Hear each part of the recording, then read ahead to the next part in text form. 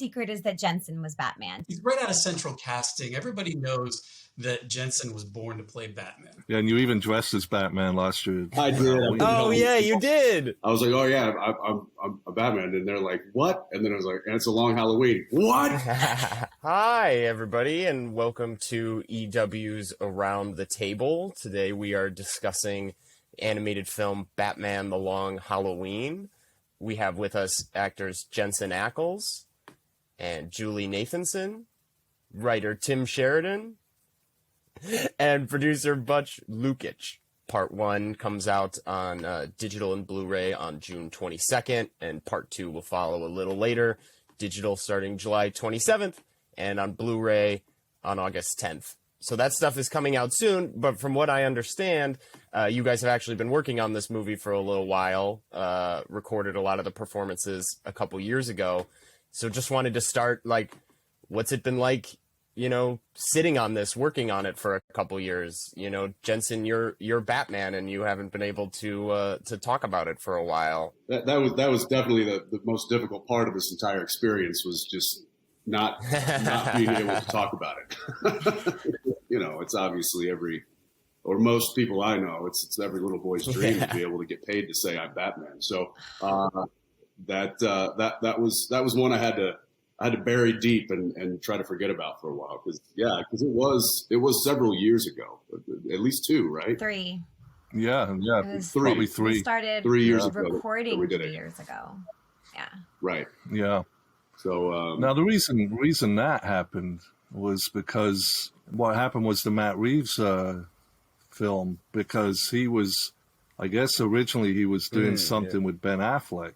And unfortunately, I mean, look, I get it. You know, that's a big budget movie, and it took. But I thought we were going to be shelved, and I didn't know what was happening for a year until finally they gave us the green light, saying, well, they're not actually doing Long Halloween, so you guys can release yours first. So it could have been 5 years from the time you would see this movie. Jensen would have exploded, like his NDA. His NDA would have just fallen out of his face. my beard would have been down to here, and I'd be living in the mountains. Yeah. somewhere. So really, the best part about this is that you were able to shave. It's not a COVID beard; it's a Batman trimmed. beard. You grow the beard until you can tell people you're Batman. Right. I was just hiding from myself. Exactly. Yeah. It was.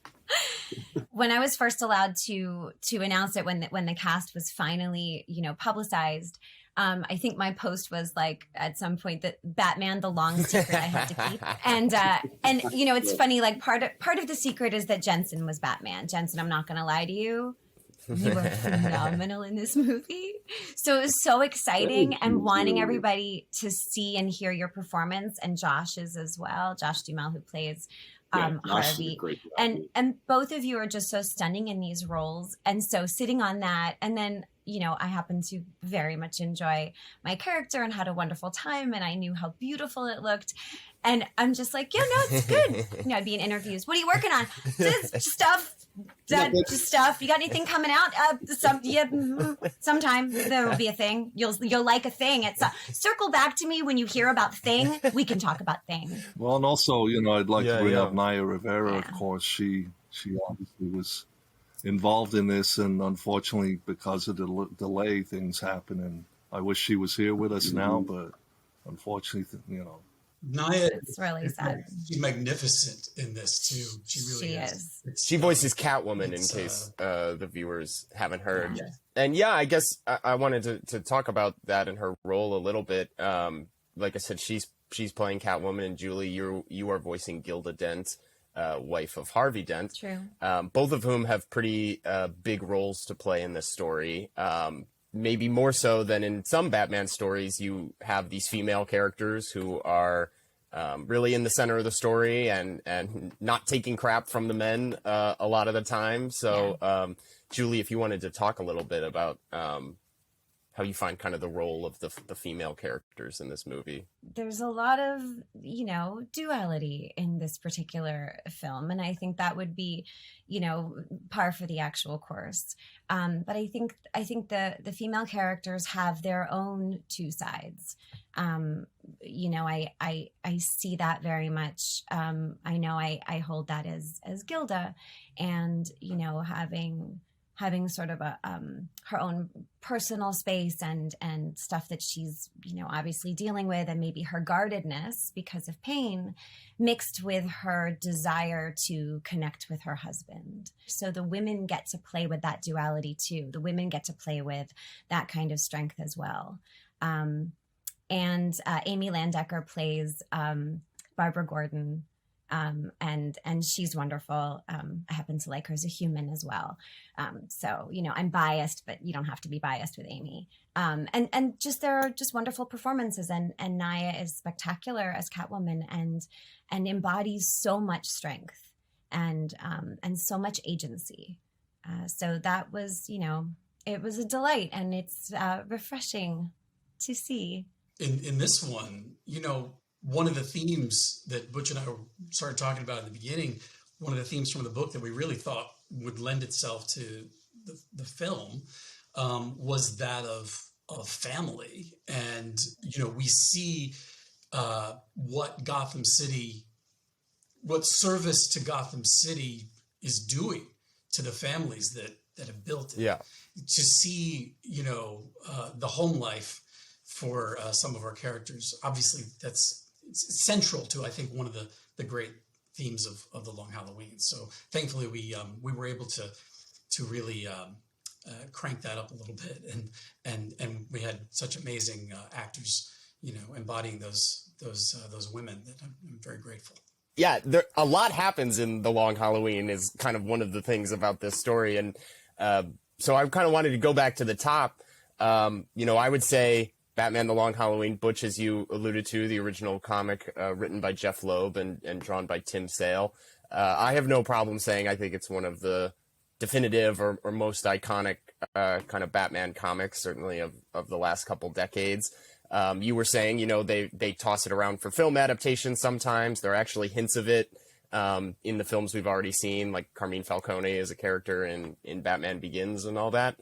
So I kind of wanted to ask Tim and Butch, what was kind of your interest in taking this on, and how did you kind of arrive at adapting this? Yeah, I mean, first off, for me, it was we had a roundtable meeting with DC and Home Video, and on top of their list always was Long Halloween and why no one wanted to do it. And it's like I was just coming in as a guest at the time, and because I just finished some series, and the other guys were just like, well, we've already drained certain things out of those the stories that they put into their own stories, so they didn't think it was relevant enough to go that way. But after the meeting, I told Sam Register and Jim Creed, look, if you want that one, that's the one I'll do. And there you go.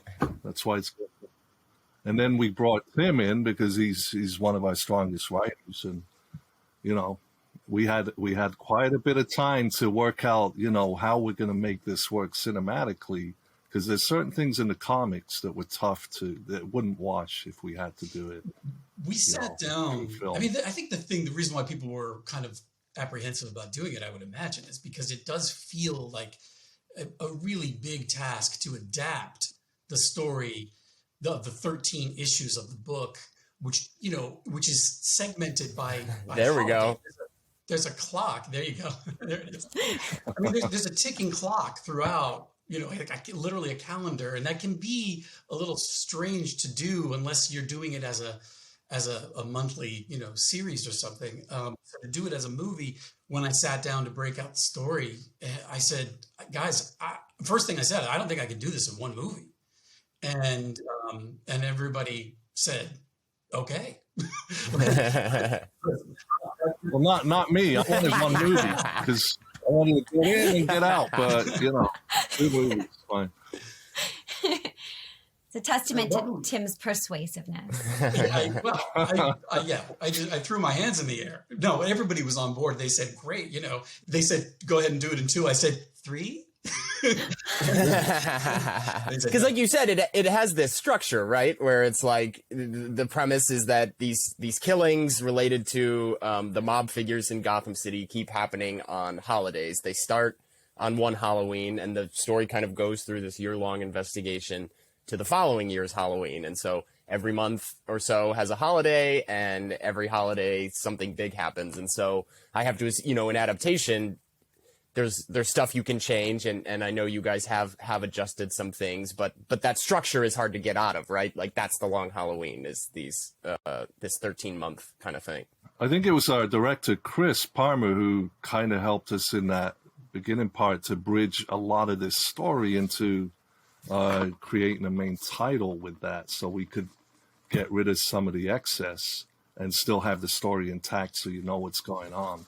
Because there's just, even in 2 parts, there's still a lot of story. Well, what was really important to us throughout was we went in saying, you could do this as one movie. You could do it. You could, but you'd have to make substantial changes to the story as it was told by, Jeff and Tim. And, but one of the things that we really felt was important was to keep it as faithful an adaptation as you can. I mean, you're never going to be able to do a 1-for-1 from a graphic novel and a movie are different media. But to get as faithful and as close as we could, we felt it was important to still, if you're not going to see every single holiday or every single thing that you saw maybe in the book, but it doesn't negate those things. Those things still exist. Hopefully you'll still read the book, and there's pieces that sort of, the book fills in. There's stuff that the movie fills in for the story. And that was kind of one of our sort of, guiding stars throughout the process. Julie and Jensen, did you guys have any familiarity with this when it was first presented to you, or what kind of interested you about it? I mean, yeah, Jensen, we were talking about how you get to play Batman. It's kind of a dream role, and not just are you playing Batman, but you're doing it in one of, like I said, I would say, the most iconic Batman stories. And I think that's one thing to keep in mind, and this kind of goes back to what we were talking about, keeping this secret for so long. Was it wasn't just the Batman. It was the Long Halloween, which is just such an iconic story within that world. And that was a double whammy when I told my friends. I was finally able to. I was like, "Oh yeah, I'm a Batman," and they're like, "What?" And then I was like, "And it's a Long Halloween." What? So it was very, very clear that this story is, obviously everybody knows Batman, but this one in particular is certainly widely known.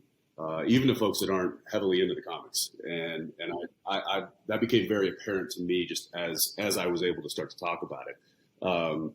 Originally I'd come from a previous film where I actually did voiced Red Hood, and so when I got the call for this, I assumed that I would be reprising that role back into whatever story these guys were adapting. And then I realized that I had gotten the upgrade, so or at least the option for it. And I don't even think they got the full Batman word out. I think I heard good. I was like, yes.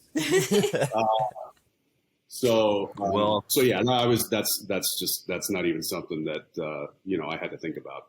No, it was a no-brainer for us. And then to hear that it was Long Halloween, and it just compounded the fact that I had to keep this secret for so long. It was like sitting on a bomb. Yeah, and you even dressed as Batman last year. I did. Oh yeah, you did. I couldn't help myself. I had this wonderful crew person that I was working with who actually made handmade costumes and cosplay stuff, and awesome. She didn't even know. Wow. She had done a Red Hood version for me. Yeah. And she's like, I want to do a Batman. Would you be my, mannequin essentially? And I was just inside. I was just like, oh, if you only knew. If you only knew. Oh yeah, a Batman. Yeah, sure. Yeah. And funny enough, I think she modeled it from the color palette and everything from the Long Halloween.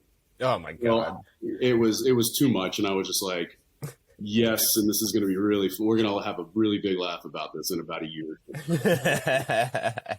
Julie, I saw you brandishing your copy of the comic earlier. Were you familiar with it, or have you kind of gotten inspiration from it as you've been working on this? I had not read the graphic novel, and I actually chose just for my own process, not to buy the graphic novel until I had finished the principal recording.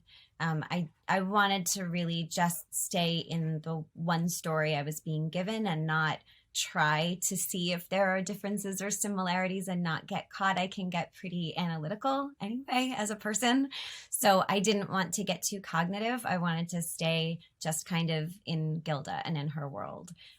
So following principal recording, I did treat myself to the graphic novel, and now I'm sorry, what are you talking about? This old thing? Don't worry about it, it's fine. I mean, I took my wallpaper down before this, but it's really easy to see why it's so beloved and why it's so iconic, and now having experienced both, I feel so excited for fans to watch this movie. Genuinely excited. I think people have not only been waiting for the long Halloween, but they've also been waiting for Jensen as Batman. Yeah. Speaking of a fan, I mean, it's like my most liked tweet, I think, of the last year was when it got announced, and I shared the GIF of of Jensen saying I'm Batman, and I just said finally, and people went nuts. I remember when you posted that. He's right out of Central Casting. Everybody knows that Jensen was born to play Batman, so I'm so excited for people to get to see this movie and see what he does. Yeah, it was funny, just to kind of go back to what Julie was saying, that like I'd love to just have the mic and be like, by the way, guys, I'm back. And drop the mic and exit, but then I would come back and be like, but it's a long Halloween, you gotta understand it. Like, it's the whole thing. And then I would be like, see, look what I'm doing. Look at this. Look at the other people that are, and I would probably not act as cool as I would want to, but it's of that magnitude, and that's why we're here. That's why we're all excited about it. And what Tim was alluding to, there is that moment in Supernatural, right, where you say it as like a joke, and right. So it's like we have that GIF, we have the Instagrams of you dressing up. It's almost like a trail of breadcrumbs leading to this. Either that or he put all of this in motion. Jensen, like, how long has this been in the works for you? Right. Listen, I read The Secret, okay? I put it out there. And Tim, you mentioned him. I was rewatching part 1 again last night to prepare for this, and the Calendar Man scene, and David's like, I just like can do, just like I'm so like hypnotized by him in that scene, however long it is, where he's just talking in this, like, he sounds like a supervillain, and even though he's behind the glass or whatever, you're like and legitimately unsettled by him. He is the nicest guy you'll ever meet. He is such a sweet man, and he came in and just like turned on the creepy. Yeah, he didn't. Awesome. What's creepy is that he didn't have to find it, man. He just switched right into it in a way that should unsettle all of us. It really should unsettle us all. That was my question, because the voice print, Jensen, I don't know if you feel this. I think with Batman, there's such an iconic voice print to find it and make it yours. And it made me want to ask, I know this is your job, not mine, but like, Jensen, what was it like? I wanted to ask you, what was it like to find that voice in you? Well, the biggest thing that Wes and Rich and I were having a struggle with, I think, right in the beginning, was knocking the Texas out of me. I had to make sure that there was no that I didn't slip into a Matthew McConaughey. I remember that, because that would be an odd Batman voice. Oh God! But I want to hear the outtakes so badly. So once I just kind of like started, paying attention to that and stuff, it was really just, you fall into that Batman thing of that kind of breathy. You don't want to overdo it, but you just, it's very, very controlled and very confident and almost effortless. And then the Bruce voice was simply just kind of like the outdoor voice. It's you got a little bit more vocal in there, and you put a little bit more of your nose in there, and you just make it more of of a natural voice. But the Batman one was just, I think I threw on my bedroom eyes whenever I was trying to play Batman. What Jensen does, if I can talk about him like he's not in the room, is the Bruce Wayne. It's not just about a sound. Bruce Wayne is the affectation, and Batman is the guy. And I think you hear in the performance this extra layer to Bruce, where he's putting on a little bit of a show for when he's talking to Gordon and Dent as Bruce Wayne, and it's nuanced but it's really effective. And I think all the best Batman actors have sort of mastered that angle on it, and Jensen's no different. As Julie said earlier, reading Long Halloween is definitely a treat, and I recommend any viewers to pick it up if they never have. We've been talking a lot about the structure of it and how brilliant kind of this mystery is. But another thing that's so great about The Long Halloween is Tim Sale's art, which I think is fair to say is pretty unique and distinctive. Butch, could you speak to kind of developing an art style for the film that would both like kind of homage and channel Tim Sale's style while also well, the issue was I actually originally I thought this was going to be the only film I do, so I didn't know I was going to extend into other movies. So my first thing was I was going to do Tim Sale's style. I was just trying to figure out at the time, how can I make that work in animation? So I had about a few months to figure it out, but while I was working on other stuff. And I was going to call Tim and talk to him and see if he wanted to do some pre-production work so we could sort this out. But things changed during that period, and James Tucker was leaving as a producer for the DC animated movies, which he was, pretty much running most of them. And Bruce Timm was doing his Elseworld stuff. So they told me, well, if you're going to do Long Halloween, we need a style that's going to carry through a series of films. So that's unfortunately I had to I didn't get a chance to do the Tim Sale look for this film, but I still tried to retain certain things. Obviously, I think the city reflects kind of what I saw in the books. Definitely that Gotham is, it's its own character, and it always should be. I mean, it's an overwhelming, there's a great, sense of design within that whole world of Gotham City, whereas some other previous designers and things just made it, wall-to-wall windows, glass buildings. It's like, well, there's nothing creative there, So I went back. I definitely followed Tim's style and sense going that way.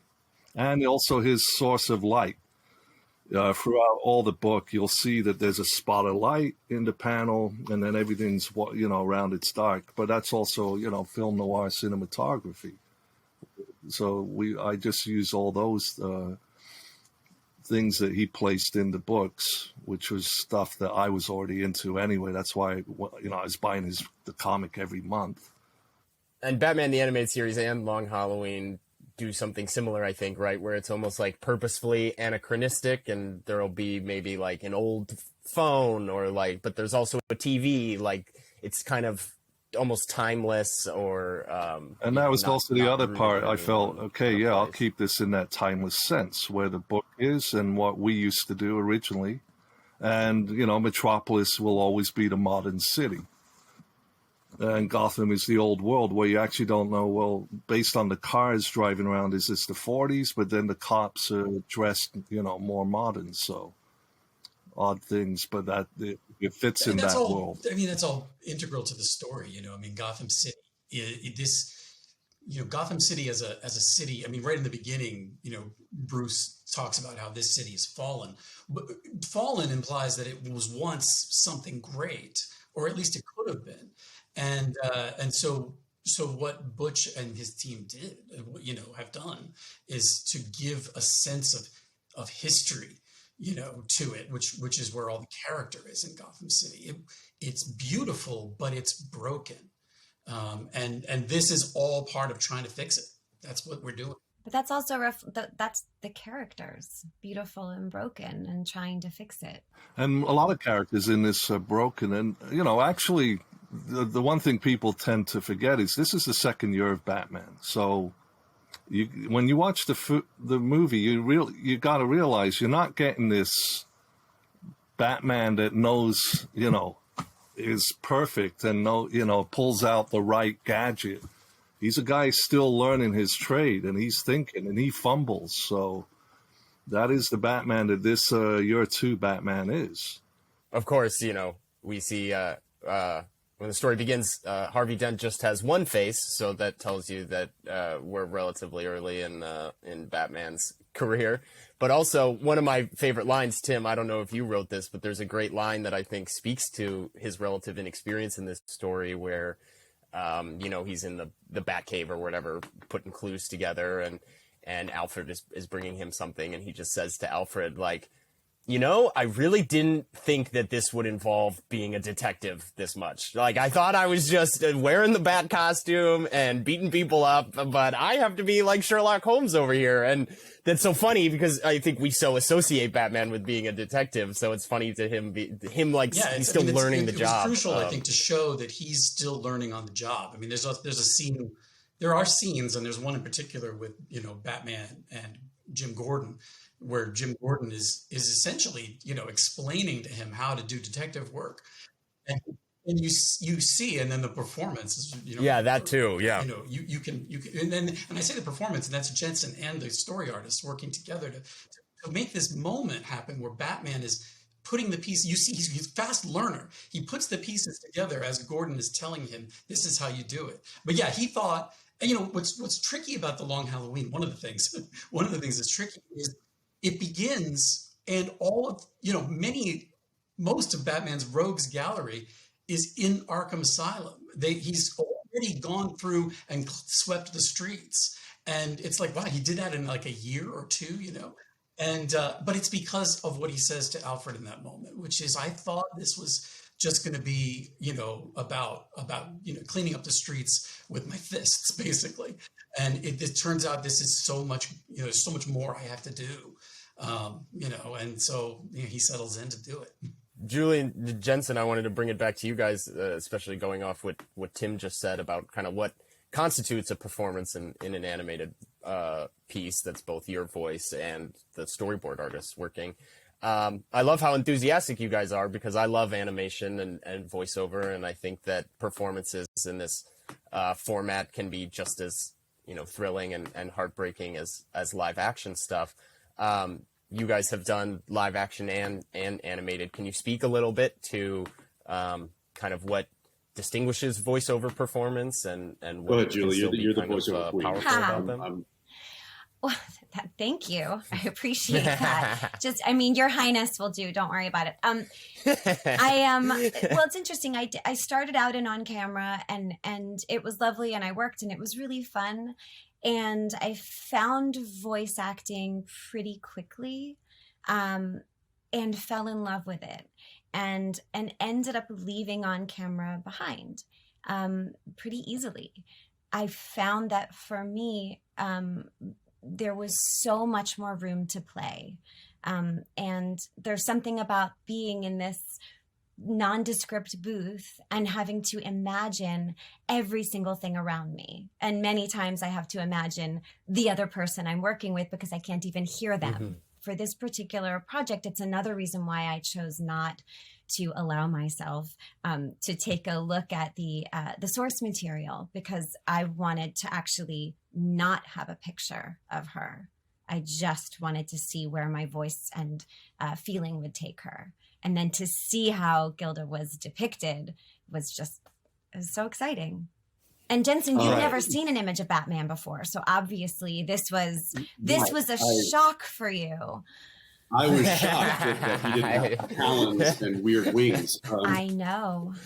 Yeah. No, well, we were just talking about when Batman kind of realized that he had become more of a detective, and I remember doing this, and I can't remember if it was in the cut, but just a simple and there, a hunk could be like, well, I didn't know that, and now I feel stupid. Or it could be, oh, I'm figuring this out now. And trying to differentiate and really kind of hit those, it's almost like a singer hitting a note, that you really have to, you have to express yourself through your voice. And that was really fun for me, and the challenge that I enjoyed. And like Julie said, the process is wildly different. And so this was just to be able to exercise and flex that way while doing this character was awesome. Yeah, for me, whenever I'm talking about favorite superheroes, it's kind of just like, well, obviously Batman, and then we can talk about everybody else, or there's other cool people, but yeah, he's kind of in a class of his own. Yeah, awesome. Well, thank you guys so much for a great discussion. I guess I just wanted to kind of round it up by saying, at the top we were saying this film took a couple years to complete. So just wanted to see if you guys had anything to add about what you're most looking forward to about fans finally getting to see it.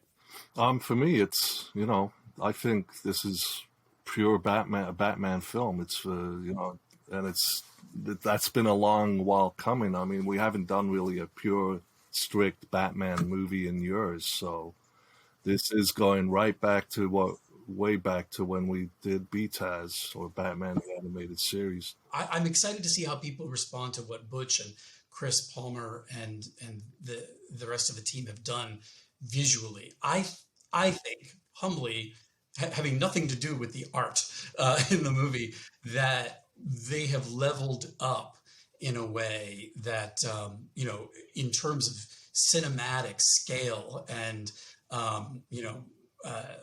the richness of the visual life that they brought to the story. I think when you look at it and you look at the great history of animated films, I think this really stands out and raises the bar. Myself, it's my humble opinion. I hope some people agree, but I just love looking at it. It's a sumptuous feast.